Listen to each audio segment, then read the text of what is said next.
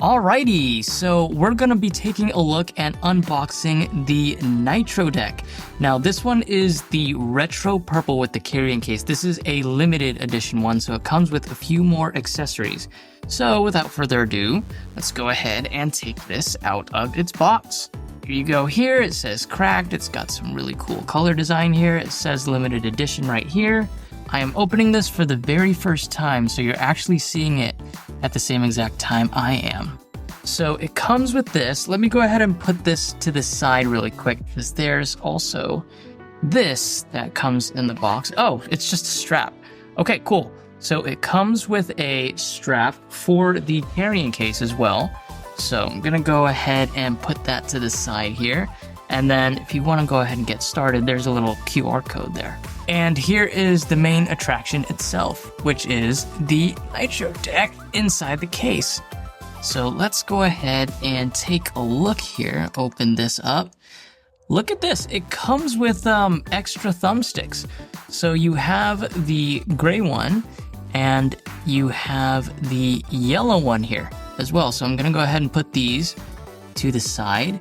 It also comes with a very long and braided USB-C to USB-A. So why is it so long? We'll talk about that in a little bit. So let me go ahead and put this to the side. It also comes with a pretty cool microfiber cloth. Ooh, you actually have a holder for all your games as well. So that's pretty neat.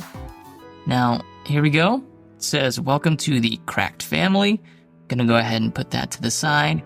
You have a user manual here as well. Look at this, a gigantic important sticker here. Remove before use. What do they want us to know so bad?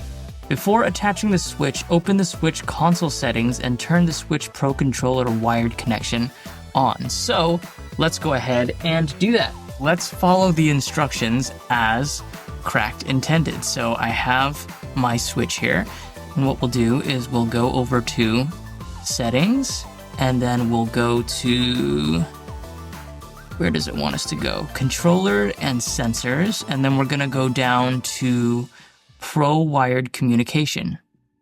And then we'll go ahead and turn that on. Okay, now that it's on, I'm gonna go ahead and put this to the side, and I'm gonna take this sticker off. Come on.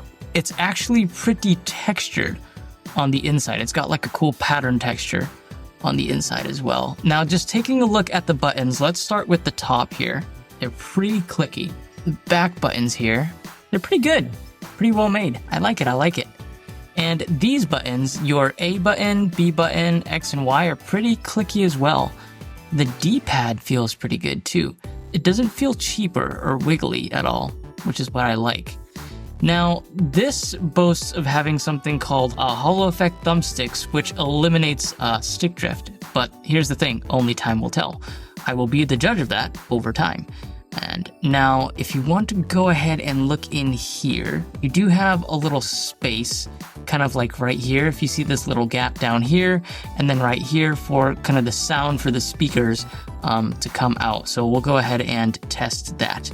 The back, you have programmable back buttons here, and then you have a little kickstand. Let me take this out. Ooh, okay, so the kickstand is really sturdy, actually. It's not budging. Whichever angle that I put it at, it stays there. Oh, I like that. Okay, and then it goes back in, and it clicks in, and it stays in place. Really, really good. I was watching some other videos of some people having kind of looser buttons, but I guess mine's a newer batch or something like that, because these buttons are not loose. They actually feel really good, really tight. And also I saw a review of somebody's kickstand that wouldn't go back in, but this one goes back in just fine, just perfectly. So let's go ahead and test this guy. Now, this does look like it's gonna add a little bit of bulk to the Nintendo Switch. I don't know how much bigger it would be compared to the Steam Deck, but because I actually happen to have a Steam Deck. It's not quite as big as the Steam Deck, but as far as like how thick it is, it's actually a little bit thicker than the Steam Deck itself. But as far as like how big it is, it's not as big as a Steam Deck, but I could see where the comparisons come from. So let me go ahead and let's go ahead and take the Joy-Cons off the Switch here. All right, and then we're going to just go ahead and stick this through the rails on the side. Push it in just like that. And since we have the wired controller feature on, it should just work by default. Let's take a look. And it does. So let's go ahead and go home really quick. Ooh, I like it. It is heavy, actually. It does add a good amount of heft. Wow. Now, let me just test latency really quick. I'm just going back and forth here, back and forth. Let me just go into Mario Party really quick and test the latency. And then the sound, like I said, there's little gaps here for the sound. So it doesn't look like there's actually any latency, which is really, really good. Ooh, it just vibrated. Okay, so this has like vibration support too. Oh, that's sick. Oh, I feel it. Oh, that feels good too. I like that. So if this is the home button, yep, that's the home button. That'll take me home. I can close that out here. Awesome.